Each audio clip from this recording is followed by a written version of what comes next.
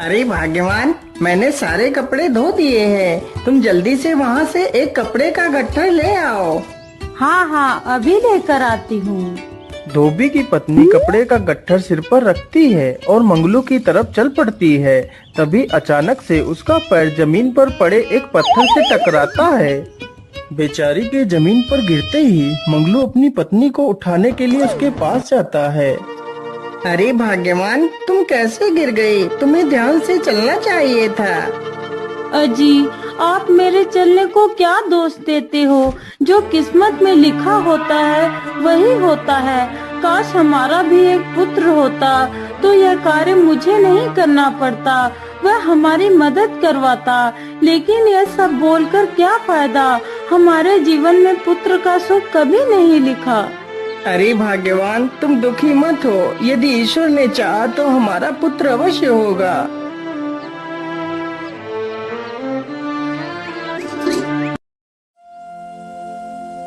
इसी प्रकार कुछ दिन बीत जाते हैं। अरे भाग्यवान, तुम जल्दी से मेरे लिए कुछ खाना पोटली में बांध दो। आज मैं अकेला ही नदी पर कपड़े धोने के लिए जाऊंगा। ठीक है जी, मैं भी आपके लिए खाना लेकर आती हूँ। मंगलू की पत्नी खाने की पोटली लेकर आती है और पोटली मंगलू को दे देती है। मंगलू तुरंत ही खाने की पोटली लेकर चल पड़ता है।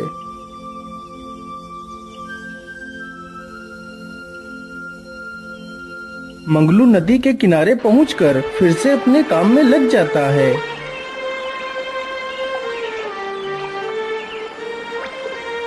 अरे बेटा, मैं 4 दिनों से भूखा हूँ।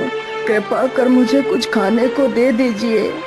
हाँ हाँ बाबा, क्यों नहीं, आप वहीं पर रुकिए। मैं अभी आपके लिए कुछ खाने को लाता हूँ। मंगलू तुरंत ही उस पोटली में से कुछ रोटियां निकालकर उस बूढ़े व्यक्ति को दे देता है। अरे बेटा, तुम तो बहुत दयालु हो, जिसने खुद का खाना मुझे दे दिया। मैं तुमसे बहुत प्रसन्न हूँ। इसलिए बेटा, तुम मुझसे जो भी मांगो वो मैं तुम्हें दे सकता हूँ। मुझे भोलेनाथ का आशीर्वाद है। मैं तुम्हें जो भी आशीर्वाद दूंगा वह कभी विफल नहीं होगा। बाबा, यदि ऐसी बात है तो मुझे आशीर्वाद दीजिए कि मुझे एक पुत्र की प्राप्ति हो जाए। ठीक है बेटा, मैं भोलेनाथ से प्रार्थना करता हूँ कि तुम्हें जल्द ही एक पुत्र की प्राप्ति हो जाए। इतना सुनकर मंगलू बहुत खुश हो जाता है। फिर वह बाबा वहाँ से चला जाता है।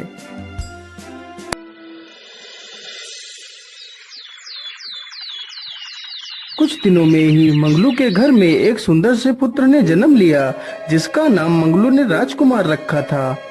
राजकुमार धीरे धीरे बड़ा हो जाता है। एक दिन मंगलू की तबीयत ज्यादा खराब हो जाती है।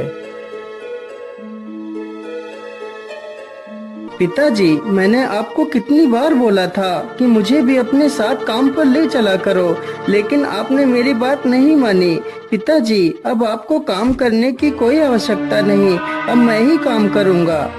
राजकुमार को कपड़े धोने का काम अच्छा नहीं लगता था, इसलिए राजकुमार काम की तलाश में शहर की तरफ निकल पड़ता है।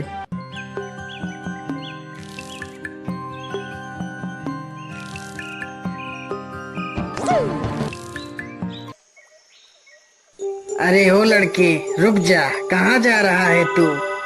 अरे भाई, मैं काम की तलाश में शहर जा रहा हूँ।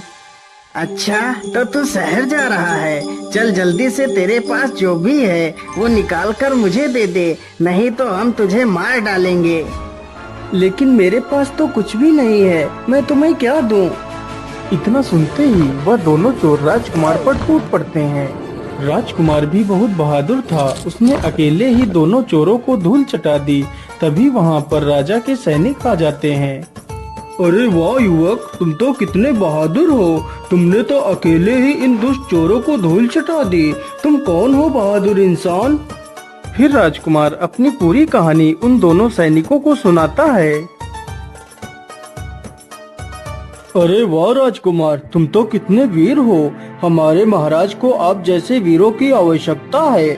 चलो हमारे साथ, हम तुम्हें राजा से मिलवाते हैं। राजा तुम्हें जरूर नौकरी पर रख लेंगे।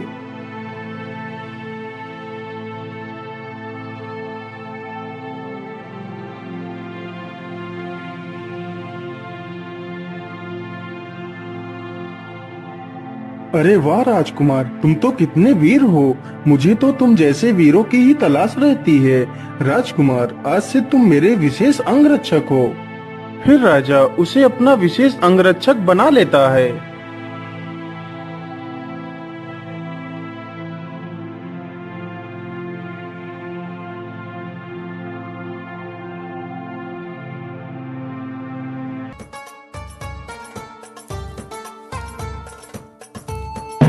राजकुमार की टकरार राजा की पुत्री चंद्रलेखा से हो जाती है।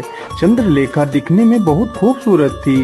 राजकुमार चंद्रलेखा की सुंदरता को देखता ही रहता है और चंद्रलेखा भी राजकुमार को देखती ही रहती है।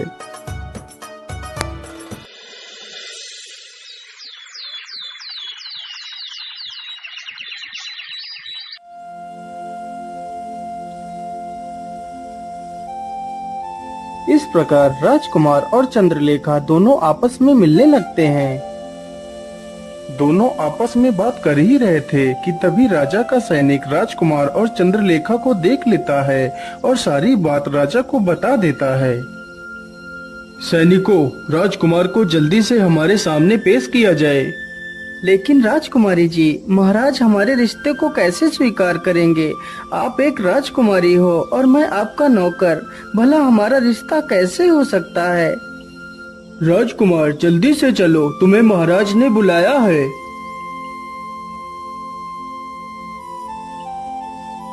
राजकुमार, तूने तो जिस थाली में खाया उसी में छेद किया।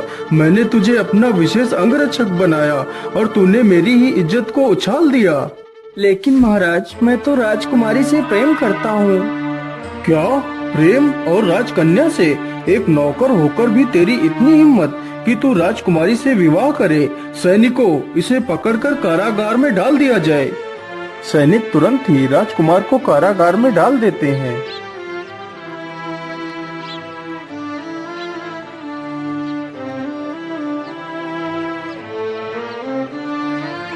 आप लोग चिंता मत करिए, मैं आपको कुछ स्वर्ण मुद्राएं देता हूँ। आप फसल को दोबारा से बोइए। यदि ईश्वर ने चाहा तो फसल इस बार अच्छी होगी। मंत्री जी, 100 स्वर्ण की मुद्राएं लाइए। मंत्री तुरंत ही 100 सोने की मोहरें लेकर आ जाता है। महाराज, अब आप ही इन मुद्राओं को इन गांव वालों को दे दीजिए। राजा जैसे ही सिंहासन से नीचे उतरता है, तभी अचानक से राजा का पैर फिसल जाता है और राजा जमीन पर गिर पड़ता है। सभी लोग जल्दी से राजा को बिस्तर पर लिटाते हैं। अरे महाराज, ये क्या हो गया आपको? हे प्रभु, ये क्या अनर्थ कर दिया? महारानी जी, आप परेशान न होइए, बस थोड़ा सा बुरा वक्त है। यदि ईश्वर ने चाहा तो यह बुरा वक्त भी जल्दी ही कट जाएगा। लेकिन महाराज, आपके इस हालात में रहते हुए हमारे राज्य की देखरेख कैसे हो पाएगी? राज्य सभा को कौन चलाएगा? महारानी जी, आप चिंता न करिए, राजगद्दी को हमारी बड़ी पुत्री चंद्रलेखा संभाल लेगी। लेकिन महाराज, चंद्रलेखा ही क्यों? हमारा पुत्र भी तो राजगद्दी को संभाल सकता है। नहीं महारानी जी, हमारा पुत्र राज्य गद्दी के लायक नहीं है। वह स्वभाव से बहुत ही अहंकारी है। वह राज्य को संभाल नहीं सकता। राजा की ये सारी बातें चंद्रवीर छिपकर सुन रहा था। अच्छा, तो हमारा पिता ही हमारा भला नहीं सोच रहा? राज्य गद्दी पर हमारी बहन को बिठाएगा। मेरे रहते हुए मैं राज्य गद्दी पर किसी को नहीं बैठने दूंगा। उस राज्य गद्दी पर सिर्फ मेरा ही अधिकार है। राजकुमार चंद्रवीर अपने साथियों के पास जाता है और उन्हें सारी कहानी सुनाता है।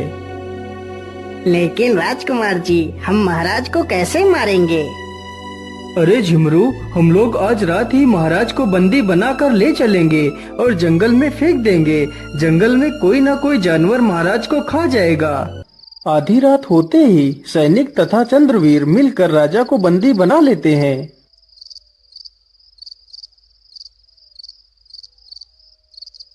अरे भैया, आप ये क्या कर रहे हैं?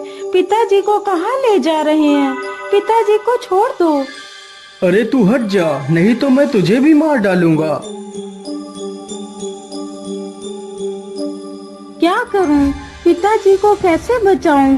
मैं ऐसा करती हूँ, जल्दी से राजकुमार के पास जाती हूँ, वही पिताजी को बचा सकते हैं। इतना सोचकर चंद्रलेखा तुरंत ही राजकुमार के पास जाती है और सारी कहानी राजकुमार को सुना देती है।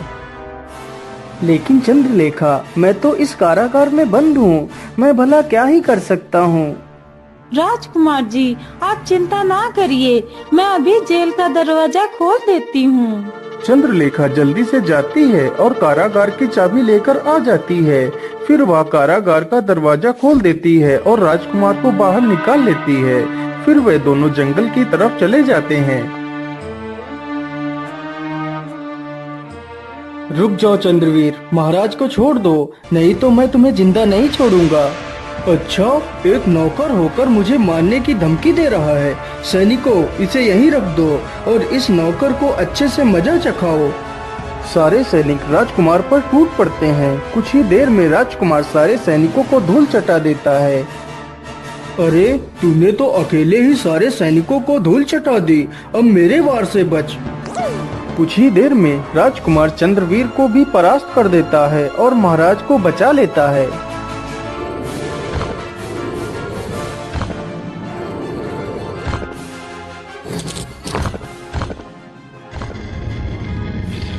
वाह पुत्र वाह, तुम तो कितने वीर हो। मैंने तुम्हें गलत समझा पुत्र, मुझे माफ कर दो। नहीं महाराज, आपसे कोई गलती नहीं हुई। एक पिता होने के नाते आपका ऐसा करना उचित था। बेटा, मैं आज अपनी पुत्री चंद्रलेखा का विवाह तुमसे करना चाहता हूँ और इस राज्य गद्दी को तुम्हें सौंपना चाहता हूँ। फिर राजा उन दोनों का विवाह कर देता है और राजकुमार को ही उस राज्य का राजा बना देता है।